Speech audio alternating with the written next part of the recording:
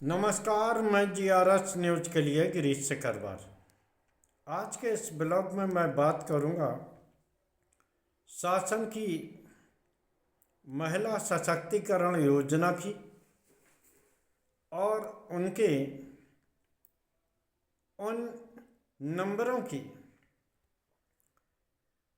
जो नंबर ये बताए जाते हैं कि आपत्तिजनक परिस्थिति में आम जनता, खासकर महिलाएं, इस बात का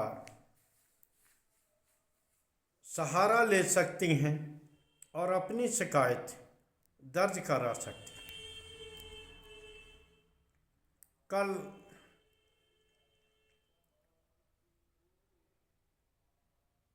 औरैया के मुख्य विकास अधिकारी कार्यालय के सभागार में राज्य महिला आयोग की सदस्य अनीता गुप्ता ने जन सुनवाई की।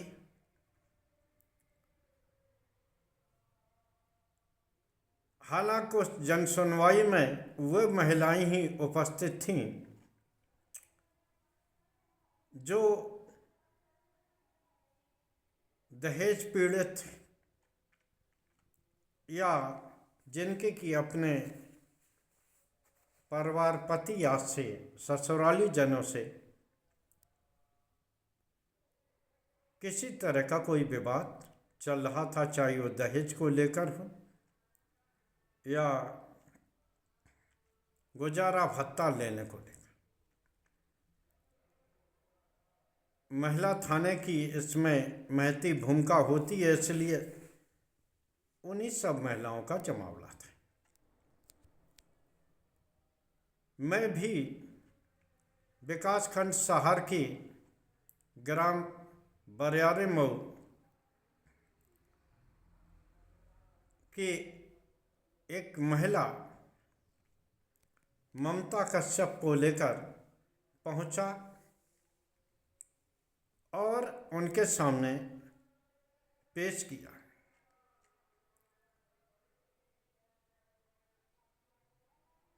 पहले मैं आपको ये बता दूं कि आखिर ममता कौन है और इसको क्या आवश्यकता पड़ गई कि जो राज्य महिला आयोग के समक्ष इसे पेश करना पड़ा।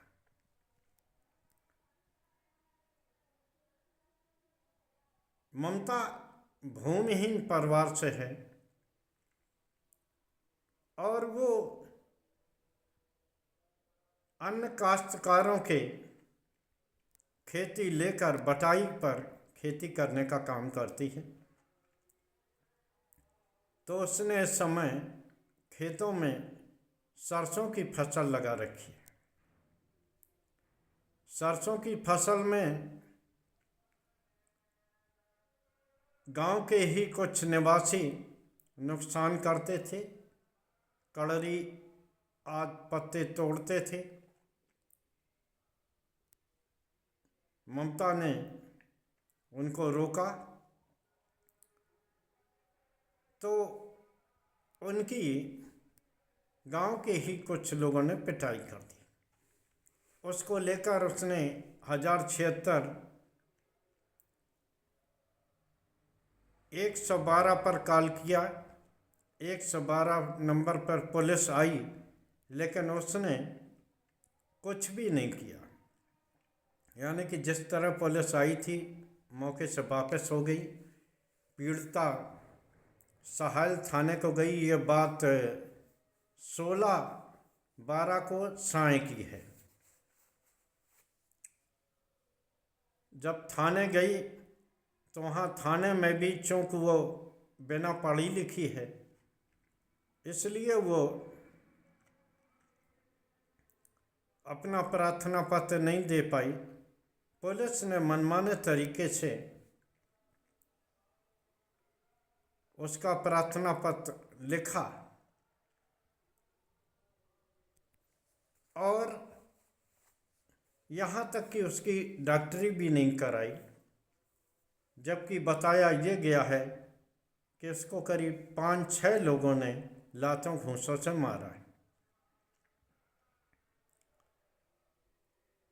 तो राज्य महिला आयोग के समक्ष वो पेश हुई और अपनी बात रखी। राज्य महिला आयोग के सदस्य ने, उस समय महिला थाने की सीओ भी सृष्टि सिंह भी वहाँ उपस्थित थी, और महिला आयोग के थानाध्यक्ष पूजा राठौर भी वहाँ उपस्थित थी।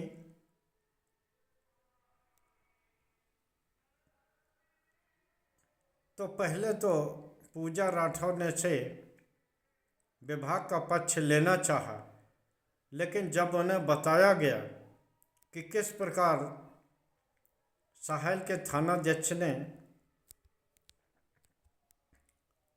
कोई इस पर कार्रवाई नहीं की है, केवल प्रार्थना पत्र लिखवा कर भी मामले को एक तरह से रफा दफा कर दिया है। हालांकि राज्य महिला आयोग ने से मामले को गंभीरता से लेने की बात कही। अब देखना यह है कि इस पर क्या कार्रवाई होती है। दूसरी ओर सरकार महिला सशक्तिकरण, नारी बंधन जैसे तमाम अभियान चलाती है, और दूसरी ओर उन्हीं नारियों को अपमानित होना पड़ता है और उनकी मार पिटाई भी होती है, उनके साथ अत्याचार होता है। ये मैंने खुद जन सुनवाई के दौरान देखा। निश्चित तौर पर जो नंबर दे रखे हैं, वहाँ भी एक बैनर के माध्यम से इस नंबर पे लगा था 1090, 181, 1076, ये सभी नंबर उसमें अंकित थे। लेकिन तुरंत ये सवाल उठा कि 112 पर पुलिस आई, लेकिन उसने कोई कार्रवाई नहीं की। 1076 फ़ोन उठा ही नहीं। तो केवल उन नंबर को बना देने से कुछ भी होने वाला नहीं है, जब तक कि सरकार उसकी मॉनिटरिंग न करे, बल्कि समय समय पर यह भी देखे, इसकी रैंडम चेकिंग करे कि क्या इन नंबरों की सेवा कैसे है। वैसे 1076 पर फीडबैक लिया जाता है, लेकिन जिस तरह से उस फीडबैक पर कोई कार्रवाई नहीं होती, तो लिहाजा पीड़ित पक्ष को न्याय नहीं मिल पाता है।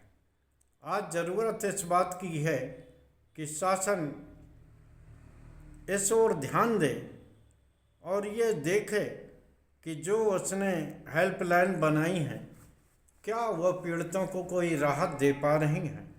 राज्य महिला आयोग को व्यापक अधिकार हैं। अब देखना यह है कि जो उनकी सदस्य, जिन्होंने कि औरैया जिले में कल पीड़ित महिलाओं के करीब 11 मामलों को देखा है, अगर इसी बात का प्रचार विभाग के जरिए नहीं आम महिलाओं तक होता है, तो लगता कि निश्चित तौर पर ज़्यादा संख्या में महिलाएं हो सकती थी।